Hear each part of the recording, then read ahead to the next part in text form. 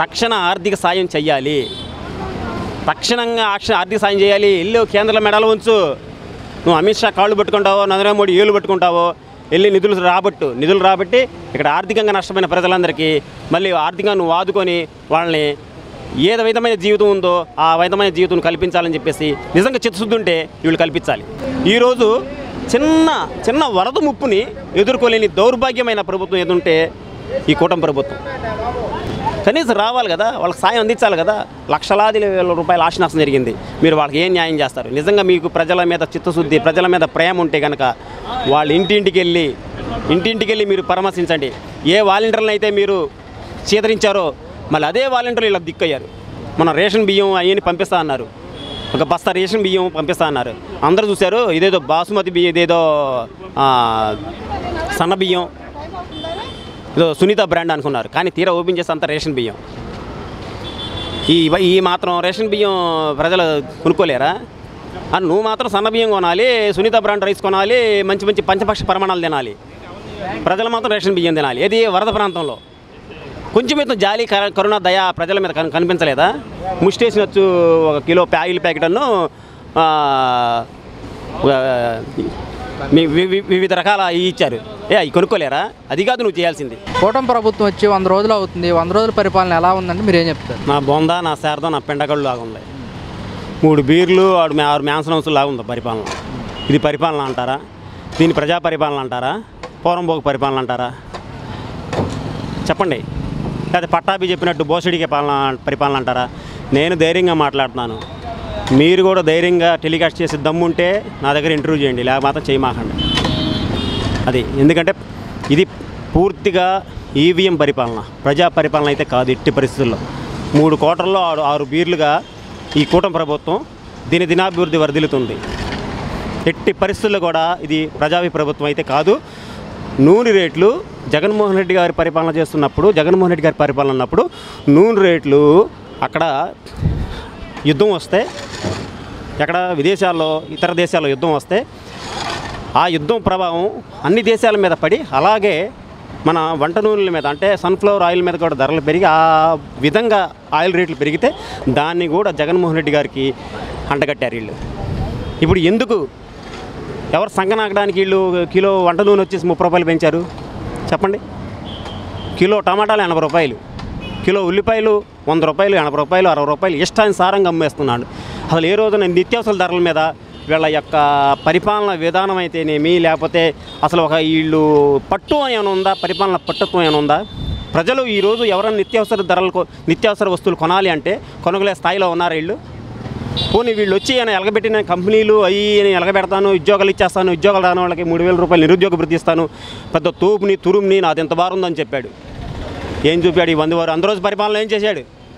4 YCP ఎంపీలని తన పార్టీలో కలుపుకోవటం, 4 YCP ఎమ్మెల్యేలు తన పార్టీలో కలుపుకోవటం, ఎమ్మెల్సీని తన పార్టీలో కలుపుకోవటం, లేదా వైఎస్ఆర్సీపీ సంబంధించిన నాయకుల మీద కేసులు పెడతాం, అక్రమ కేసులు పెడతాం. ఐపీఎస్లు ఇతని చంద్రబాబు నాయుడు కూటమి నాయకుల యొక్క అక్రమాలు ఏదైతే ఉన్నాయో అవన్నీ వెలుగు తీసిన ఐపీఎస్లనేమో అక్రమ కేసులు పెట్టి వాళ్ళని జైలు సస్పెండ్లు చేయటం. ఇదే పరిపాలన? ఇదే ప్రజా పరిపాలన? నువ్వు ఇస్తాన హామీలేయి ప్రతి ఒక్క ఇంటికి ఎంతమంది పిల్లలుంటే అంతమందికి 15,000 ఆడపిల్లలుంటే 18 సంవత్సరాలు దాటితే 18,000 50 సంవత్సరాలు దాటితే నీకు పెంచిను. పుట్టిన పిల్లల దగ్గర నుంచి చచ్చిపోయే వరకు నీకు డబ్బులు ఇస్తానే డబ్బే డబ్బు అన్నారు కదా. ఏమైపోయింది అదంతా? నెల ఉచిత గ్యాస్ సిలిండర్లు ఇస్తానన్నారు, 3 సంవత్సరానికి 3 గ్యాస్ సిలిండర్లు ఇస్తానన్నారు. ఎక్కడిచ్చారు? ఏమైపోయినాయి మీ హామీలు? ఉచిత బస్సులు ఇస్తానన్నారు, ఏమైపోయినాయి మీ హామీలు? ఇది పూర్తిగా ఈవీఎం ప్రభుత్వం, ఈవీఎం పరిపాలన సాగుతుందిలే కానీ ప్రజా పరిపాలన అయితే సస్యమీర సాగట్లేదు. చంద్రబాబు నాయుడు గారు కూడా చెప్పడం జరిగింది, ఖజానా ఖాళీ లేదు, రాష్ట్ర ప్రజలందరూ కూడా అర్థం చేసుకోవాలి అని చెప్పేసి చెప్పడం జరిగింది. ఖజానా ఖాళీ అయిపోయిందని చెప్పాడు. ఖజానా ఖాళీ ఎప్పుడు? ఈ దౌర్భాగ్యుడు ఎప్పుడు ఖజానా ఫుల్గా ఉందని చెప్పాడు? చెప్పండి. ఈ దౌర్భాగ్యుడు నా ఖజానా ఫుల్గా ఉంది, నా రాష్ట్రం సుభిక్షంగా నేను పరిపాలన చేస్తానని చెప్పి ఎప్పుడు చెప్పాడు? చెప్పండి. ఎప్పుడు చూసిన దరిద్రుడు మాట, శుభం పులకరా పెళ్లి కొడకరా అంటే పెళ్లి కూతురు మొండ ఎక్కడ ఉందని చెప్పేసి ఎప్పుడు చూసినా ఆయన ముఖ్యమంత్రి అయిన దగ్గర నుంచి ఇప్పటి వరకు కూడా అంతకుముందు 14 సంవత్సరాలు ముఖ్యమంత్రి చేశాడు. ఇప్పుడు మొన్న ముఖ్యమంత్రికి ఎలగబెట్టాడు. ఎప్పుడన్నా సరే ఖజానా ఫుల్గా ఉంది, ఖజానాతో సంబంధం లేదు. నీ ఇంట్లో చంద్రబాబు నాయుడు ఈ కూటమి నేతల ఇంట్లో అంత బాగుంటేనే వాళ్ళ పిల్లలను సవ్యంగా చూసుకుంటున్నారా? వీళ్ళందరూ బాగుంటేనే వీళ్ళు ఏసీ కార్లు తిరుగుతున్నారా? అంత బాగుంటేనే వేడి ఖద్దరు షర్టులు వేసుకుని తిరుగుతున్నారా వీళ్ళు? చెప్పండి. ఆ రోజు జగన్మోహన్ రెడ్డి గారు ఏ రోజైనా ఇలాంటి సాగు చూపారా ప్రజలకి? అంతర్జాతీయ విపత్తు మొత్తం యావత్ ప్రపంచం మొత్తం అల్లాడిపోతున్న అలాంటి తరుణంలో కూడా ఎటువంటి సాగు చూపకుండా ధైర్యంగా ఏం చేశాడో, ఎలా చేశాడో, తన మానాన తనే ఆ బాధలు అనుభవించి ప్రజలకి ఏ విధమైన లోటు లేకుండా ఆరోగ్య విషయంలో అయితేనేమి, విద్య విషయంలో అయితేనేమి, వైద్య విషయంలో అయితేనేమి ప్రతి విషయంలో ముందుండి నడిపించి ఎటువంటి కోతలు విధించకుండా ప్రతి ఒక్క పథకాన్ని సమర్థవంతంగా అమలు చేసిన ఏకైక దమ్మున్న మగుడు వై జగన్మోహన్ రెడ్డి. ఇలాంటి కుంటి సాగులు చూపించి తన పెత్తందారులకి, తన తాబేదారులకి, తను ఊడిగించేస్తున్న వాళ్ళకి ఈ డబ్బులన్నీ పంచిపెట్టి ఈరోజు ప్రజల్ని పంగనామాలు పెట్టిన దౌర్భాగ్యమైన ముఖ్యమంత్రి నాటి చంద్రబాబు నాయుడు. ఈ పవన్ కళ్యాణ్ అంతకుముందు చీమ చిటుకుమంటే కుయ్యను ఒంటుకు వచ్చి మైకి ముందు మురిగేవాడు. మామూలుగా మురిగేవాడు కాదు, గండుమూరలు పెట్టి మురిగేవాడు. ఇప్పుడు ఏమైపోయాడు? విజయవాడ నగరం మొత్తం వరదలో తుడుచుకుపెట్టుకుపోయింది. వచ్చి కనీసం ఆ వరద బాధ్యుల్ని కనీసం పరామర్శించే నైతిక బాధ్యత ఈ పవన్ కళ్యాణ్ లేదా? కనీసం ధర్మం లేదా? ఒక మంచి హోదా గల డిప్యూటీ సీఎం హోదాలో ఉన్నావు కదా నువ్వు, కనీసం వచ్చి ఆ బాధ్యుల్ని పరామర్శించవా? ఎంత నష్టం జరిగింది, ఎలా జరిగింది, మీకు ఏం కావాలి, నేను ఏ విధంగా సహాయపడగలను మీకు? మీరు నాకు చెప్పండి, నేను వెళ్ళి చంద్రబాబుకి చెప్తాను, మీకు అందాల్సిన సాయం నేను చేస్తానని చెప్పేసి నేను చెప్పలేవా? అక్కడ మునిగిపోయింది ఒక వైఎస్ఆర్సీపీ సంబంధించిన కార్యకర్తలు ఒక్కలేనా? నీ కోట్లేసిలోనే ఉన్నారుగా, చంద్రబాబు నాయుడు కోట్లేసిలోనే ఉన్నారుగా. ప్రతి ఒక్క పార్టీ, ప్రతి ఒక్క కులం, ప్రతి ఒక్క మతం వరదల్లో చిక్కుకుపోయి అలమటించిపోయారండి, చచ్చిపోయారు. లక్షలాది రూపాయల ఆశనాశం జరిగింది. ఈ ప్యాకేజీకి ఒక్కసారి వచ్చి ఆ బాధితులు పరామర్శించే దమ్ము లేదా? ఇదే ప్రజా పరిపాలన. కాబట్టి ఇది పూర్తిగా ఈవీఎం ప్రభుత్వం అండి. ప్రస్తుతం జరుగుతుంది కూడా ఈవీఎం పరిపాలన.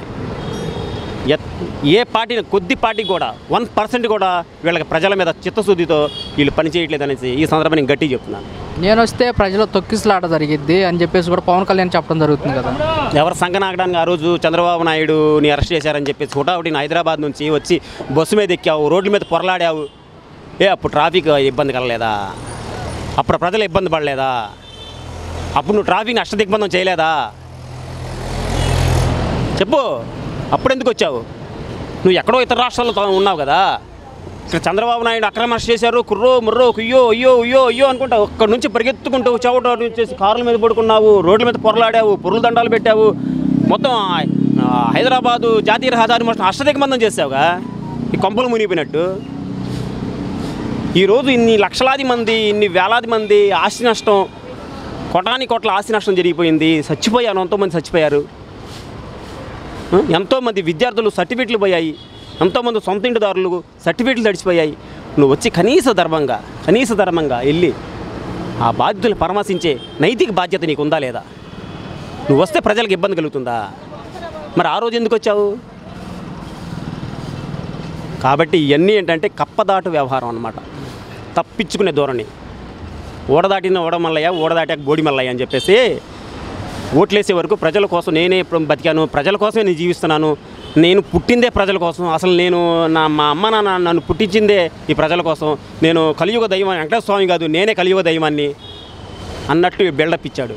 ఇప్పుడు పదవి వచ్చి అందలం ఎక్కిన తర్వాత ఆ పదవి మైకంతో కన్ను మిన్ను కానరాగా వెళ్ళి ఆ ఈసీ గదిలో పడుకుంటున్నాడు ఈ పవన్ కళ్యాణ్.